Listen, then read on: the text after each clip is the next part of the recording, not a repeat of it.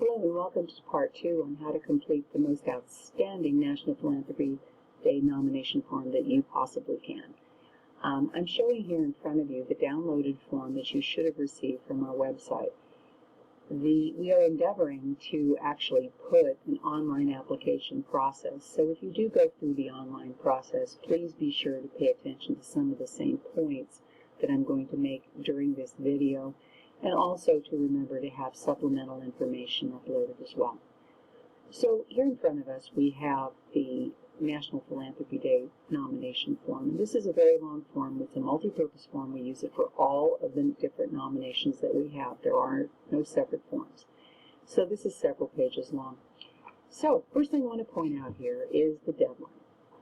Deadline is August 31st, 5 p.m. This means that I need to receive all of the supplemental information and your form by 5 p.m. on August 31st in order to be considered.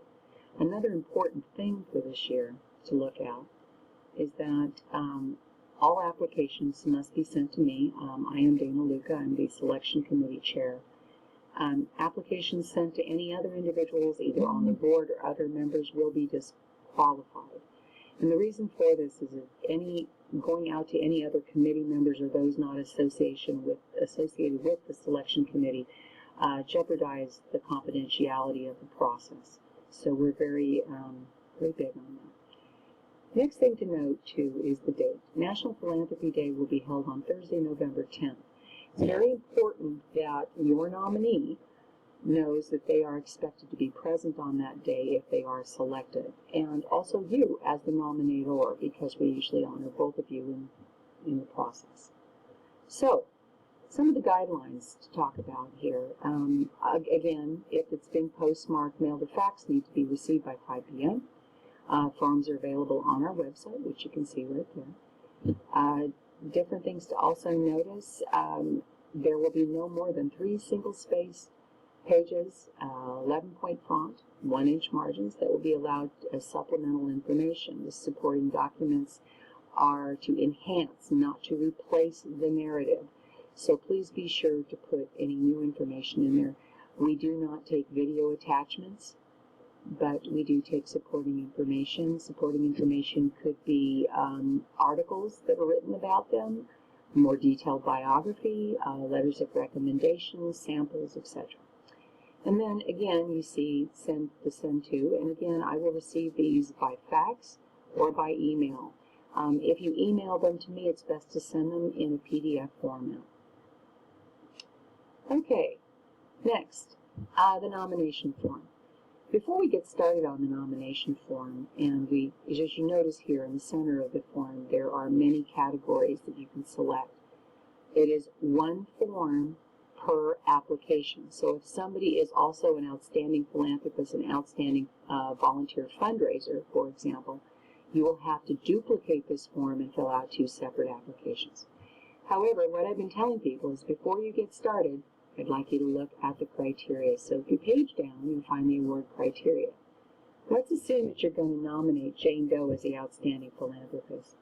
Please read and reflect on the award criteria right here. If you look at this award criteria, it talks about a proven track record, somebody who's exceptionally generous. These sort of things will have to be included in your nomination form, and I strongly encourage you to give specific examples. It's very important. The other thing, in your examples, please describe in detail the participation in and the gift support for that particular individual. Also describe the philanthropic support and their innovative approaches to solving community problems. Evidence of encouragement and motivation of others, maybe matching gifts, leadership roles, challenge gifts, etc. It is very good to detail exactly what they do. Just the dollar amounts alone are not enough to make an outstanding philanthropist. As noted in the earlier video, we recognize individuals who change the world with a giving heart. So we're looking at their motivation and how they have impacted their world by being charitable and responsible to others and taking a leadership role. But please review each one of the criteria very, very carefully. Let's go down here to, say, for example, the outstanding fundraising professional. There have been a lot of questions on this.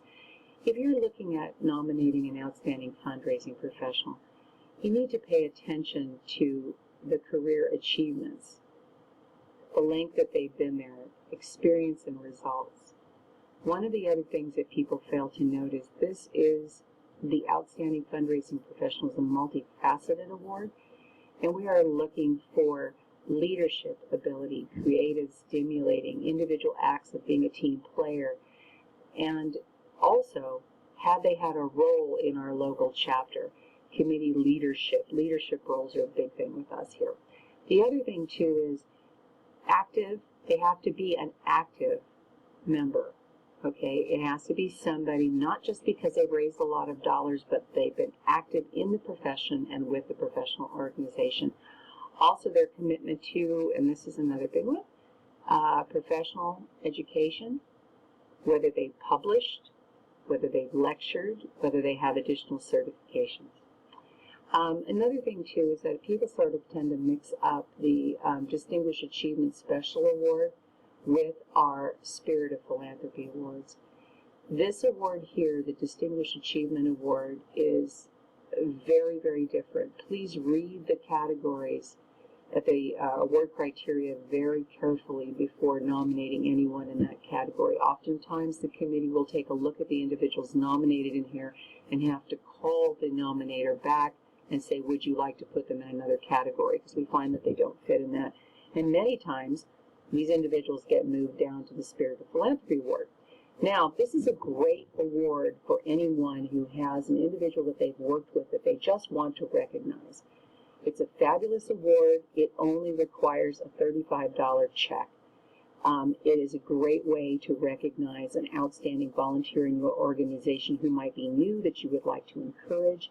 So the criteria for the nomination is very, very broad, and we only require that they have 2 of the following criteria that you can see below. These individuals are those who have sustained dedication to the spirit of philanthropy and the love of humankind. It's a wonderful award and a great tribute for any of your folks who are lead examples in your organizations.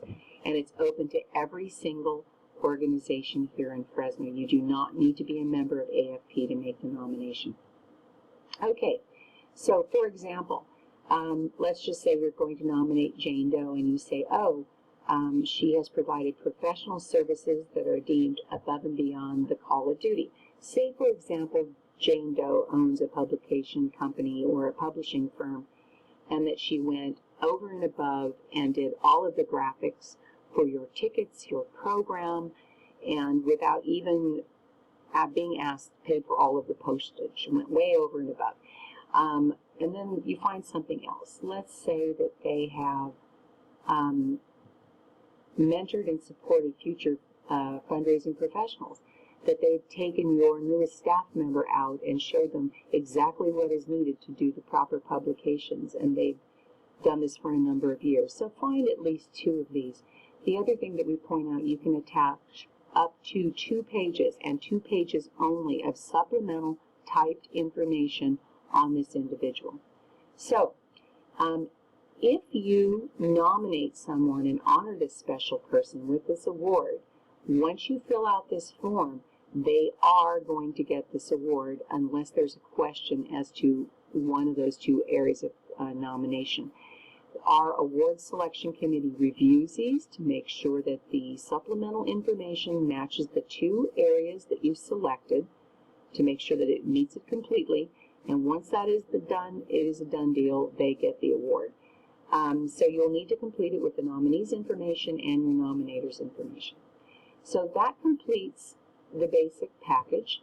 Again, do remember that all nomination forms are due in to me, Dana Lucas, Selection Committee Chair. My address is on here. You can see that. My address, my fax number, my phone. Please call me if you have any questions or email me. Must be received by Wednesday, August 31st at 5 p.m. And all nominations become property of AFP, so please keep a copy for your own records. Thank you, and I'm looking forward to reading your nomination forms.